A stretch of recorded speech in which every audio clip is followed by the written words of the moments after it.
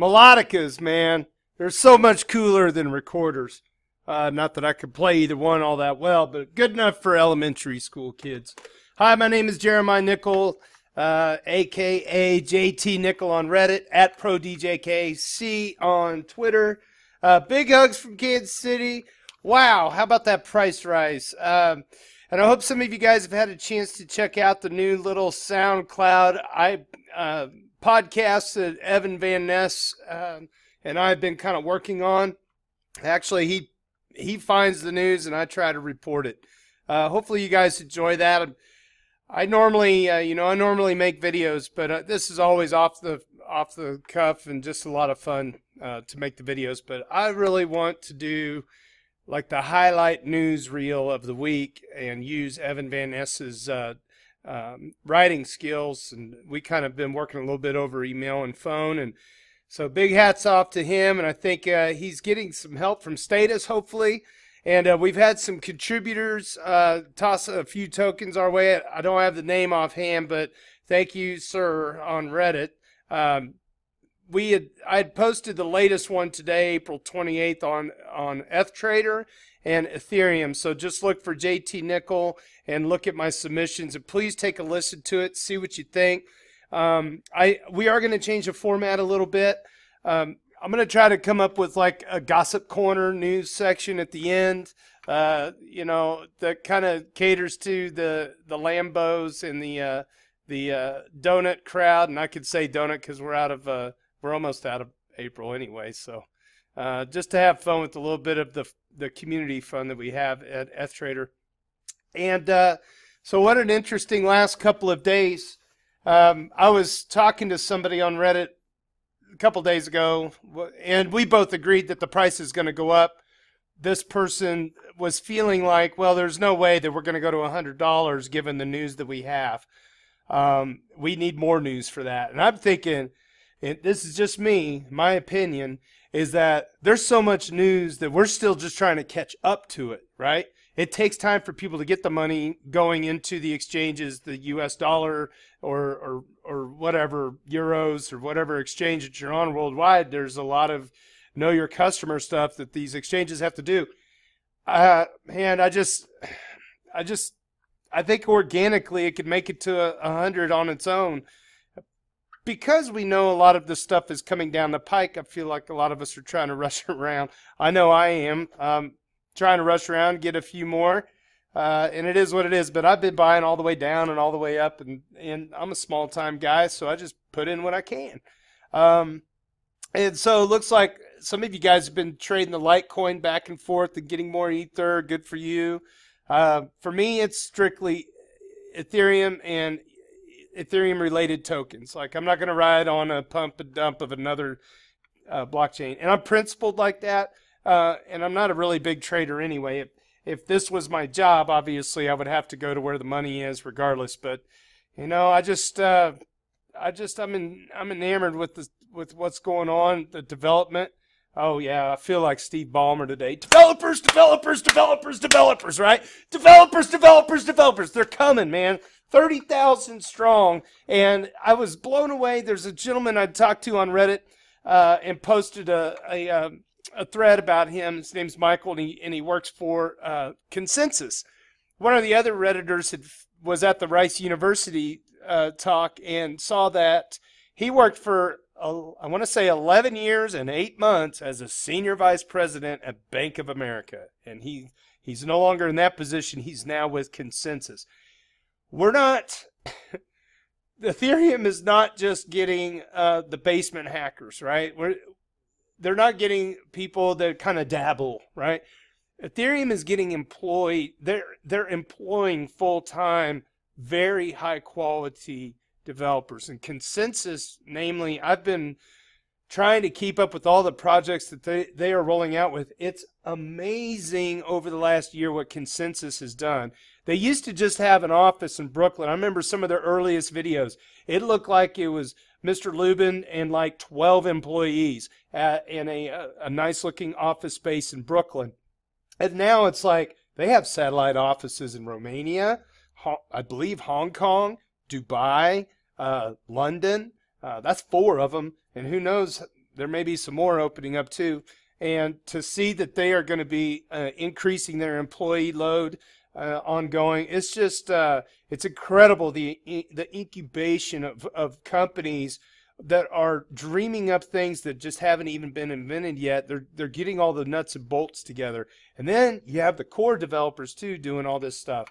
The number of people in ETHTrader, 18,000. We had 5,000 comments. This was April 27th, yesterday, April 27th.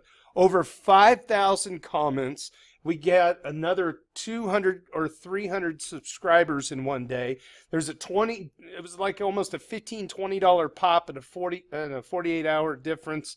I maybe already mentioned this, but $20 up is more likely than $10 down. And now, geez, I'm wondering if that's still the case. The rocket is launching, and it seems like, okay, and now there was what, like a $5 little mini correction or whatever. Let it do its thing. I'm going to tell you guys that are new to all this, and I'm just speaking from experience as a non-trader. I've done the most good by sticking with buying only and trading only when it makes the most sense. For me, I'm just going to have to sit here and I'm going to have to stomach these $10 swing. We're going to get this action, this $10, $15 swings. I mean, the whales are shaking the tree and they're going to do it again. And it may go back down to the low 50s again. Everything is an opportunity now. I was hoping that we would stay around that $50 range a little bit longer. I like that. We were going sideways. I know some of you guys are so into how easy the profit making has been this year. If you were in and around January, February, I mean, this in hindsight is easy, right? This is definitely it's really not the norm. What you're seeing, what I feel like we're seeing, is almost like the level of FOMO that launched Bitcoin up in 2013. This is a new breed of FOMO. Even Dash going above $100 was a pretty big surprise. I did not fear of missing out on that one. I just don't get it. I don't get Dash. I'm not really that interested in Monero. I'm not a person that needs to run around on the web and have a bunch of anonymity when it comes to dark net markets and all that stuff. That's great. There's use cases for some of you. It's not the technology I'm interested in. But we're seeing a new kind of FOMO that hasn't happened, I believe, in quite a while. And we're seeing a lot of people, I think, that sat on their hands thinking that Ethereum was done after the DAO.